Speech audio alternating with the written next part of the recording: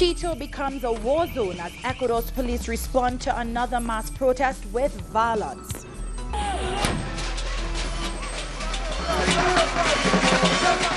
The killing of a journalist fuels another day of demonstrations against Haiti's President Jovenel Moïse. And the date is set for local elections in Trinidad and Tobago. The opposition says it's sure it will win on December the 2nd. From the headquarters of Telesur English in Quito, Ecuador, this is From the South. I am Doris Polo.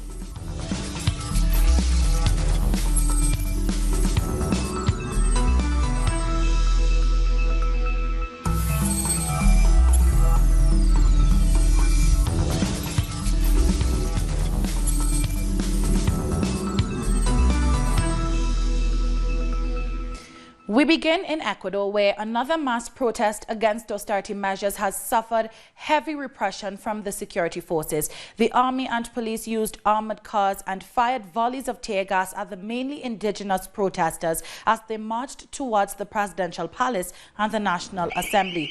This is the 9th day of demonstrations and strikes against the economic package decreed by President Lenin Moreno as part of his deal with the IMF. Some of the protesters said the police also used live ammunition. Nos vamos hasta conseguir. We will continue until we achieve our objective, which is the immediate withdrawal of Decree 883. But they are repressing us right now. They're killing us with these weapons. These are 12 bore cartridges. They have a range of 30 to 60 meters. These are not rubber bullets. This is live ammunition which kills people.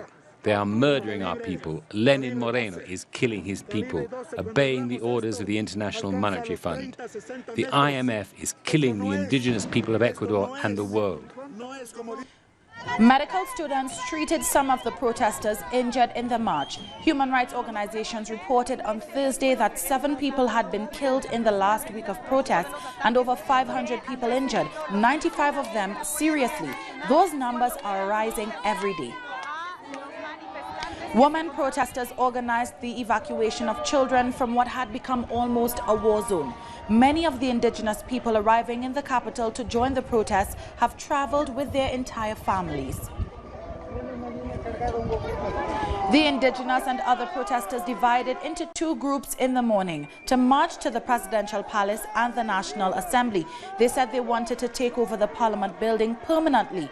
Indigenous peoples from the northern and central highlands have all been converging on the capital Quito since Monday. Their leaders have said there can be no negotiations with the government until the repression stops. The ministers responsible are put on trial and the economic measures are withdrawn. Now, overnight, large contingents of indigenous people from the country's Amazonian region arrived in Quito to join the protests that have paralyzed the nation since last Thursday. People from the Shuar, Quechua, Hofan and Guarani nationalities were greeted as they arrived, or their buses arrived. The mobilizations were sparked last week after the president announced he would end state subsidies for regular gas and diesel, among other austerity measures. We heard that our brothers were being killed here, and we got really angry, because being there we couldn't defend you here. And as brothers and sisters we said no, we need to unite. Let's go to the presidential palace. If he wants to leave, we'll let him go. But if not, we will take the palace. That's the decision we took. We marched in Puyo and we seized the governor's office, because she also wouldn't listen to us. She never came to speak to us, to tell us what was happening. Never. That's why I say clearly and publicly, I took the governor's office. I went up and came back with the key. I am a Shuar woman, but don't play with me and my people. That's why I'm here. And tomorrow all my people will be here. And we will shed our blood if we have to.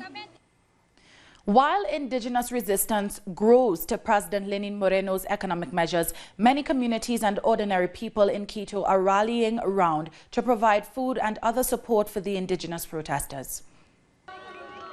The Arbolito Park, just north of Quito's historic center, is a traditional rallying point for protests in Ecuador. Now citizen organizations are gathering here to provide practical support to the indigenous protesters during this national strike. What you see here is the spontaneous organization of soup kitchens. We want to make sure that at least they have enough to eat. Health workers have also volunteered to provide treatment to anyone who needs it during the protests. Since the first day of the protest, we have had to give all sorts of emergency treatment and refer people to the public hospitals. We have seen serious injuries to the head and other parts of the body, and we have had to treat children too. But these people providing solidarity have themselves become victims of police violence. We were handing out oatmeal drinks when the police horses moved in very aggressively. I don't know if they wanted to kill us, but I got shot in the leg. But despite all this, we will not stop giving help. This auditorium of the National Cultural Center has become the seat of permanent popular assemblies. And the indigenous leaders are standing firm. They say the struggle will continue until the economic measures are revoked. In other news, the killing of a journalist in Haiti has fueled fresh protests in the country's capital, Port-au-Prince. Fiery protests erupted mere hours after the reporter who had covered previous anti-government protests was found shot to death in his car. Demonstrators burned tires and spilled oil on streets in parts of the capital. They are continuing their push for President Jovenel Moïse to step down and face prosecution for his alleged crimes of corruption.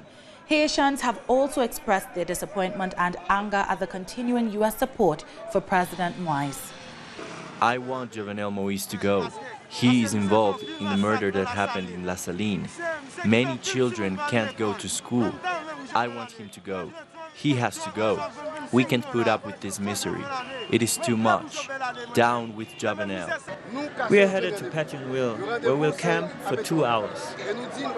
Once we're there, the president will not have any other choice but to hand us his resignation letter within 2 hours.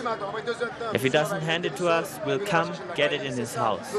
All neighborhoods must stand up. We'll take a short break now. When we come back, Colombian students have marched in defense of education. We'll have more after the break.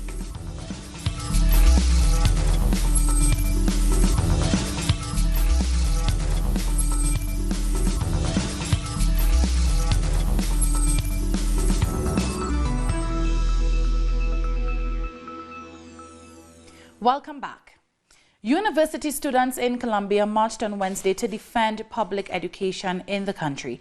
They say the government has failed to comply with previous agreements, including the disbursement of millions of dollars for the education sector.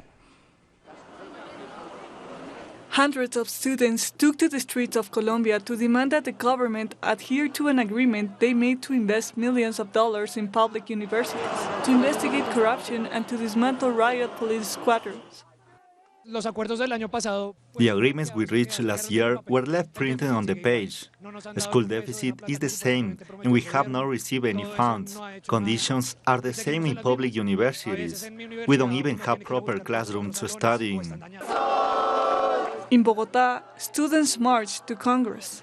They want the dean of Bogotá's district university to be investigated for misuse of public funds. Recently, a scandal broke out about the dean's misuse of the university's funds. There were even reports that some of the funds were used to pay sex workers. But the day was not only to visibilize student demands. Victims of the armed conflict march as well to honor the memories of the thousands who have been killed, disappeared, or tortured for expressing their political views. As the families of victims, it's important to honor their memory and never forget how their human rights were violated. University students will evaluate the possibility of starting a general strike in the next few days, as they continue to demand that the government provide the funds they already agreed to disburse for the education system. It's official. Monday, December 2nd, 2019 is the date that Trinidad and Tobago will vote in local government elections. Prime Minister Dr. Keith Rowley has announced the long-awaited date. The last local election was held in 2016. In a brief statement issued by the Office of the Prime Minister, Dr. Rowley also indicated that the writs of elections will be issued in due course. 8 of the country's 14 municipal corporations are controlled by the ruling PNM party, while the opposition UNC holds the remaining 6 corporations. Well, opposition leader Kamala Persad-Bissessar is urging her rival to bring it on, saying she's confident of a victory at the polls. During her budget response in the parliament, she also challenged the Prime Minister to call the general election date. Which this government has for the poor was on full display on Monday when the minister came to this house and threw out crumbs to the most vulnerable persons in our country. That contempt was compounded yesterday by none other than the Honourable Prime Minister, with his sub-story at the spotlight to make excuses for his government's failure to manage the economy since they entered office. Since he cannot do the job, I say don't make excuses, call the elections now. The Bahamas government is taking legislative steps to make evacuations mandatory and implement curfews prior to a storm. This as people refuse to heed the warnings of the Prime Minister ahead of Hurricane Dorian, which battered the islands, leaving over 60 dead, hundreds missing and thousands displaced. The proposed amendments fall under the Disaster Preparedness Act. It says if a person refuses to leave a specified area without justifiable cause, they are liable to a fine of $500, 1 month in prison, or both. If the refusal endangers someone else's life, the fine is $1,000, 3 months in prison, or both.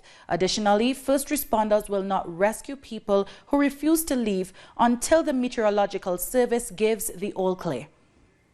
Staying in low-lying areas in the path of catastrophic winds and storm surge, or staying in homes not up to standard, could lead to tragedy.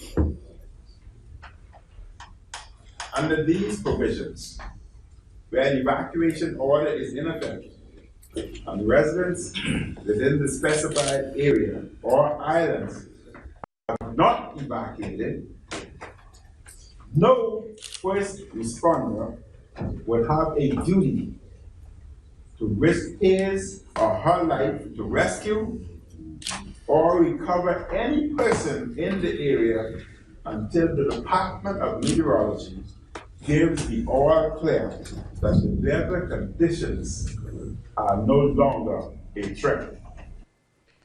Let's go back to Ecuador. Our correspondent, Estefania Bravo, who is at the National Assembly building in Quito with the indigenous protesters. Signals are being blocked in the area, so she joins us on the phone. Hello, Estefania. Can you tell us what's happening at the National Assembly? Hi, Therese. Yes, yes, indeed. As you mentioned, I am here outside of the National Assembly with the indigenous people that have come here to the National Assembly, to almost the main entrance, in order to talk to a leader of the National Assembly or of the Ecuadorian government for talks, in order to have a dialogue with them and see if they can come up with a solution to the current situation that is happening here in Ecuador. We have been here outside of the National Assembly for about an hour. Indigenous movements decided today to head again to the streets. Let's recall that this is the 9th day that they have taken to the streets to protest against the economic measures of President Lenin Moreno that, as we all know, have the indigenous people say that affect them personally, because the executive order eliminates the subsidies for gasoline. So they say they have come here to fight not only the indigenous movements, but also students, also university students, people from all over the country. Also, people here from Quito have taken to the streets to protest against President Moreno. So right now, what we are waiting for, and what the indigenous peoples are waiting for, is for a leader to go inside the National Assembly in order to have a conversation with any leader here of the National Assembly or of the executive power, Doris. Well, we have been told and we have been reporting that violent repression has taken place since the very beginning of these protests, Estefania. And we are also now seeing reports that live rounds of ammunition are being fired by police. Have you heard anything about that among the protesters? Yes, this happened in the early hours of the morning and also in the afternoon. But police threw gas canisters, and there was violence in the protest. But right now things are a little bit more calm. The indigenous people have come almost to the main entrance of the National Assembly, and they are singing. Women are here leading the protest. They are singing. They are asking. They are saying they are here in peace. They are asking the government to talk to them and to find a solution. Right now, maybe 30 minutes ago, President Lenin Moreno gave a press conference and said that he invites any movement to talk to him. But he didn't say that he will eliminate the executive order that the indigenous peoples are asking for, and also he didn't say anything about any minister being removed out of office, which is one of the main things that the protesters here are asking for. They are asking for President Lenin Moreno to leave office, or for the elimination of the Executive Order 558. They have also asked President Moreno to fire Government Minister Maria Paula Romo, because they say that she is the one in charge of the violence. She is the one in charge of the violence against the indigenous peoples here. So President Moreno said he is willing to talk to the indigenous movements and the campesinos, but he denied that he will eliminate the executive order, Doris. And my final question to you, we know that protesters separated into two groups earlier this morning, some marching towards the National Assembly and the other group marching towards the Presidential Palace. Have you heard any reports from that location? Yes, there are also people in the Presidential Palace, but mostly people here outside of the National Assembly, and more people are expected to come today. Right now, as I mentioned, things are a little bit more peaceful. There is more calm than there was before, where we could see violence, where we could see police throw gas canisters at the protesters. Right now, what we are seeing is people here. They are telling the military that they are also people that they are also Ecuadorians. They are telling the police forces that they are also Ecuadorians, and they are asking them to join their protest and to let them enter the National Assembly. As I mentioned before, 2 helicopters have arrived to the National Assembly. We don't know if someone was in there. Some people say the president could have been there, or the president of the National Assembly. But what we know is that 2 helicopters have arrived here, and there are also other helicopters surrounding the area. Thank you so much for joining us, Estefania. That was our correspondent, Estefania Bravo, near the National Assembly in Ecuador, as we continue to keep you updated on ongoing protests. We'll take a short break now. When we come back, an Iranian tanker has been attacked in the Red Sea. We'll have details after this.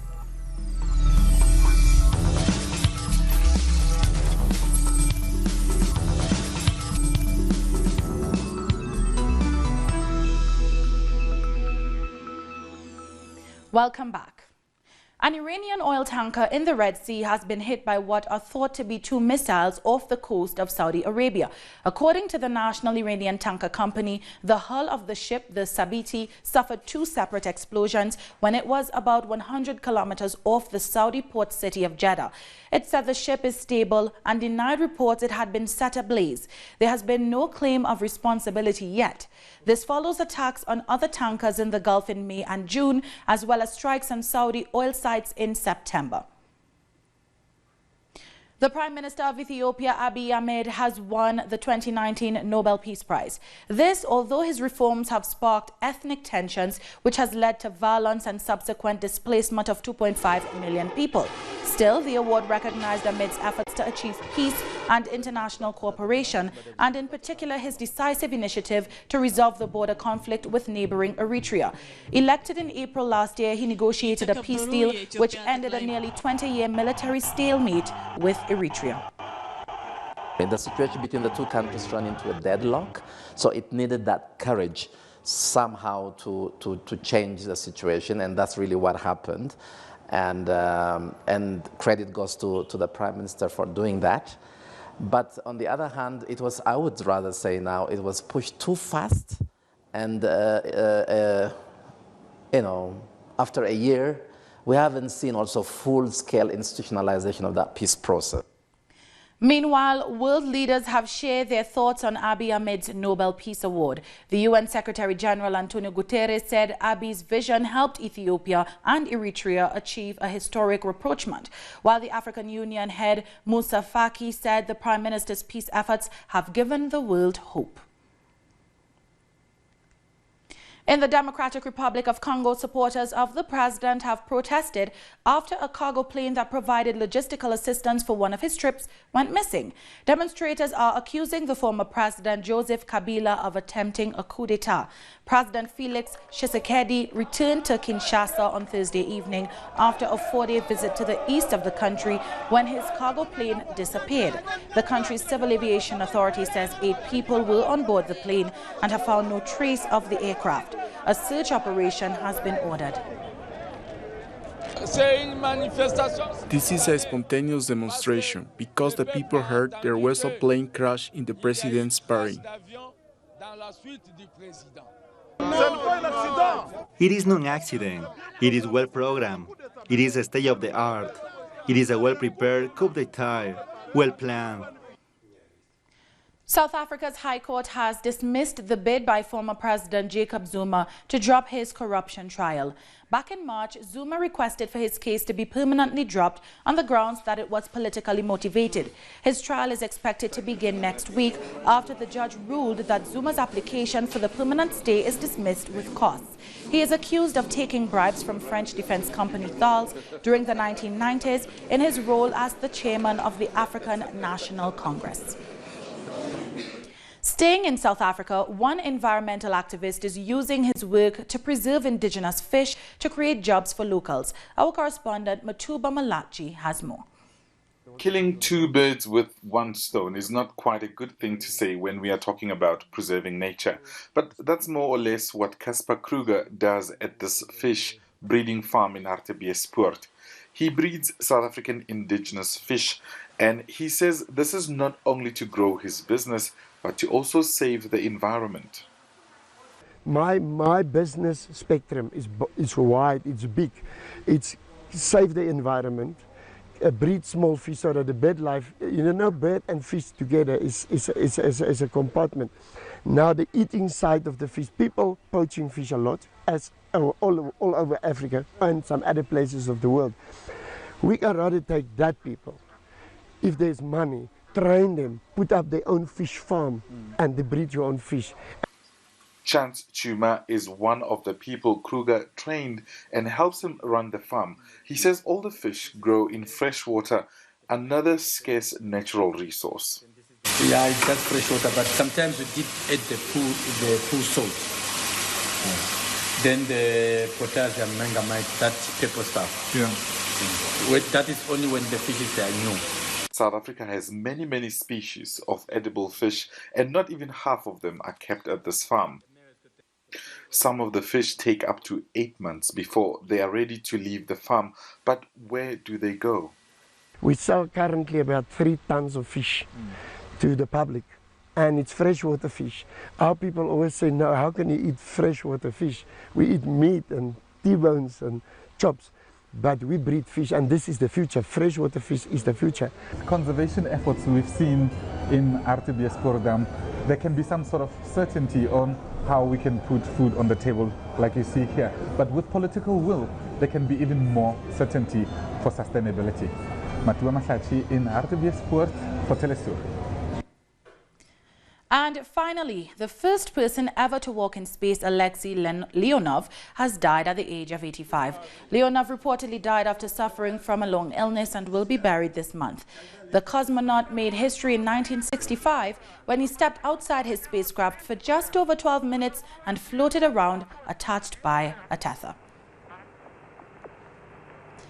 And with that, we've come to the end of this news brief. You can find these and many other stories on our website at telesurenglish.net. And join us on social media, Facebook, Twitter, and Instagram. For Telesur English, I'm Doris Polo. Thank you for watching.